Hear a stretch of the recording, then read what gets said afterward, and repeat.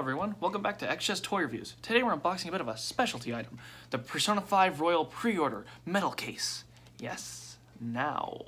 So I'm still on hiatus until further notice, until my stuff comes in when I want to unbox for the channel. But today we got my pre-order edition of Persona 5 Royal, the one that comes in a little steel crate. You know, the thing that's like metal that you can put your game in. Kingdom Hearts 3 had one. Am I the only one that bought it? Okay. Well, whatever. Let's take a look at the art. You got Mona, you got Futaba, you got Joker, you got An, you got, let's see, let's get that a little better. You got Yusuke, you got Sumire, Kasumi, Yoshizawa, Goro, Makoto, Haru, Justine, Caroline, and Arsene. You know, all the main players in Persona 5 Royal. Not really. You know, especially this one. She's a fucking enigma. I never got to Royals, like, after credits content. You know, so I don't even know who the fuck she is. We got a little back painting with the new character, Violet, also known as Sumire or Kasumi, depending on what you know already. Got, a preview of the new Showtime mechanic that's in Persona 5 Royal. It's a mechanic where two party members, if things are going in your favor or not in your favor, they could team up for an almighty attack. Not an almighty move, but like a powerful, funny little skit. Like Yusuke and Ryuji, they shoot like a fucking Shadow Dead and then throw a grenade at it and blow it up. Or Makoto and Haru go to WWE and they just they suplex it and then they fucking like elbow drop on it. Fucking sick. Also, ignore her. That's Violet. She's the new member of the Phantom Thieves added. I don't know shit about her except for the fact that you know, she's Kasumi Yoshizawa in Persona 5, but then somewhere down the line becomes Sumire Yoshizawa? Her persona looks like a weird fucking angel thing, and honestly, I didn't get to that part because I didn't get to the after part of Royal because I didn't get the stupid counselor to 10. Oversight on my part, he left, and that was it. Now I'm having to play through all of Persona 5 Royal again to get every single confidant to 10 because I want to, and hopefully see the Royal stuff. There's Kasumi in her new outfit, in her Phantom Thief outfit, or was it Rebel outfit. She got her persona just from like Shadow shit talking her. There's her persona in the background. Can't really see it, but let me just try to get him. I can't zoom in on this function. Sorry. The new animated skit where Joker dances with Kasumi. Come on, just show me a little bit of it. Whatever. Oh, and Goro Kechi's here too because you know he actually gets like some story in this game. Pancakes. All right, let's open this. I'm just gonna tear this open, I guess. Be very careful about it, since the cardboard is not plastic. It's still cardboard. So let's get it. Where's my handy dandy nail clippers? Here they are. Got to be very careful with this. There we go. I was anticipating to get this game in late November, just because I ordered the one more box set for like a few $100s, and I was expecting it to come in that, but no, they shipped it this week, and it arrived today. So cool. Shit. Okay, just gonna keep that in frame, right? This is not a new game. This game actually came out 2 years ago, 3 years ago. It came out in 2020, but I think it released in Japan in 2019. It's essentially it's Persona 5, but like not a new coat of paint on it. No, it's Persona 5 with a bit of like, it's got more story at the end of the game. Like if you get this new confidant to 10, like 3 of them, it's like Goro, Kechi, Sumire, and the counselor Maruki, and that somehow stops Joker from going to jail in December 25th. You know when they're supposed to spend Christmas together. Adds a whole new section of mementos, new story. There's like 3rd tier personas now, like in Persona like 4 Golden. Ooh, that's nice. Sick. Yeah, let me just go on this little spiel real quick. So yeah, they added some new shit, like what Joker can take a shit now, and like that's his thinking method. Clean up LeBlanc, do these like word puzzles to also increase knowledge. What else? Yeah, Goro Kechi got new development for his character, because if you remember, he wasn't a confidant. He leveled up like almost immediately every time you met him, which was through the story. So just like Sai Nijima or Igor and Morgana, he only leveled up through the story. But this time around, you can level him up to 10, and you do that weird gay shit with the gloves. Remember? Remember? You are my rival. And then he's like, you are my rival, so we'll see each other again. They added this new zone, like actual zone that has like a jazz club and like what, Kichijoji's 99X, where you can play darts and oh, that's the thing. The darts you can play to build up the baton pass rank, and you can also play pool to build up your tactical, what is it, a tactical, technical, which is like, you know, you freeze an enemy with an ice skill and then you fucking use a melee and crush them to death. You get a technical. Yeah, it increases that. Some quality of life changes were added to the game too. Like every single confidant you make with the Phantom Thieves starts off with baton pass. If you remember that shit in 5, you'd have to get it by rank 2, which was kind of fucking annoying that you'd have like these new confidants like Anin Ryuji and Morgana, and you wouldn't be able to do the baton pass feature because you can't level them up during Kamoshida's palace. Anyways, they also added, you remember that bullshit in 5 where it's like the gun and you have a limited amount of ammo and you have to gotta spend it wisely? Making like enemies weak to gun damage kind of useless because, you know, you couldn't hit them with the gun if you were out of ammo.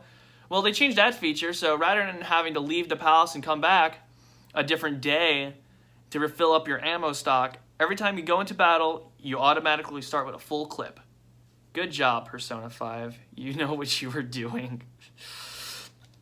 They changed like some like affinities and weaknesses towards certain personas. I don't really know because I just started getting into like the whole thing of Persona Fusion, because I didn't know that these confidants existed until Royal.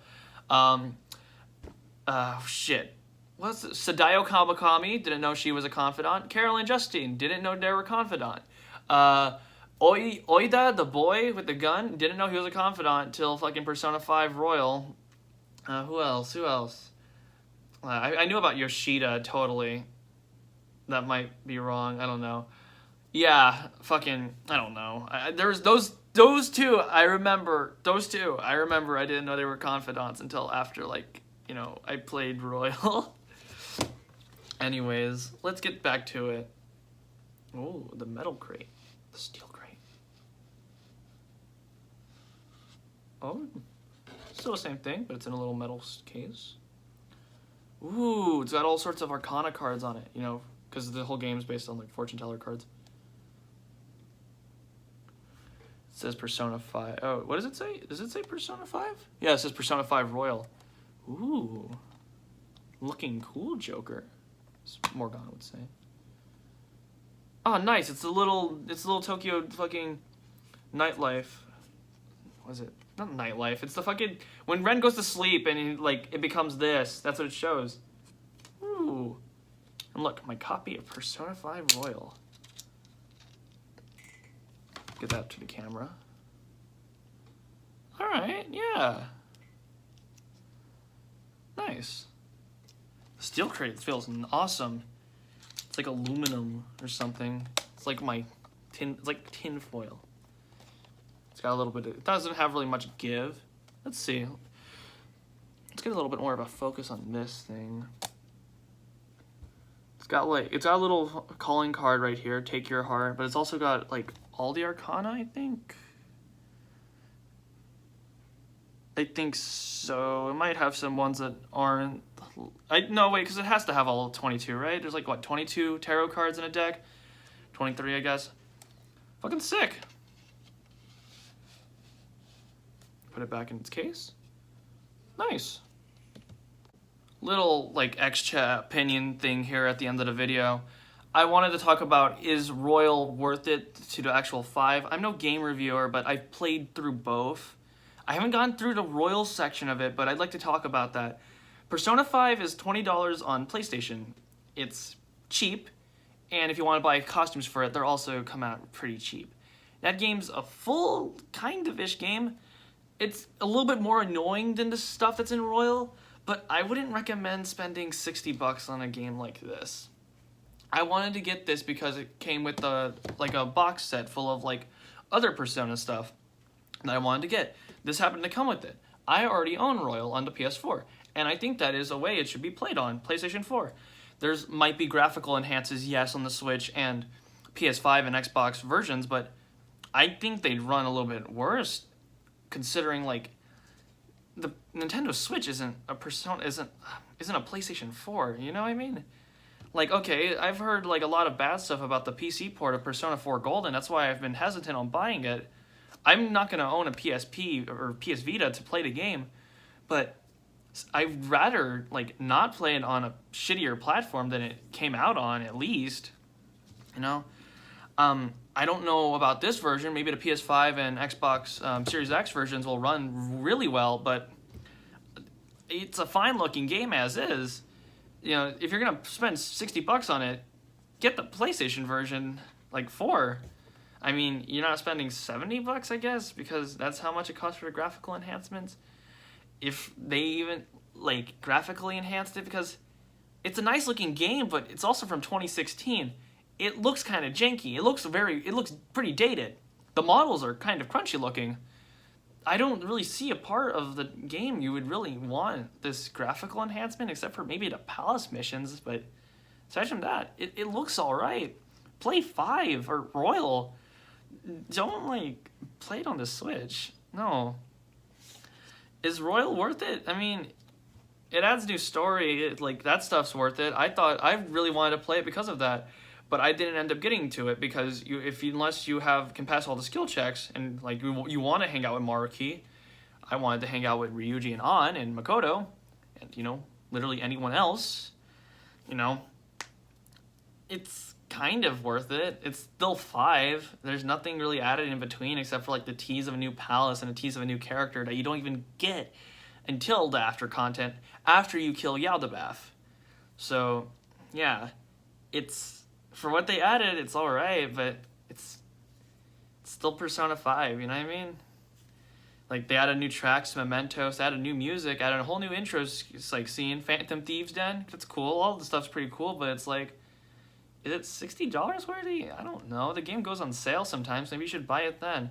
I mean, it probably won't go on sale now because, like, all this hype for it, all the advertisements for this game, they make it seem like it's a new, like, Persona 5 Royal experience. It's not. It's Persona 5 Royal, a game that came out in 2020, 2 years ago.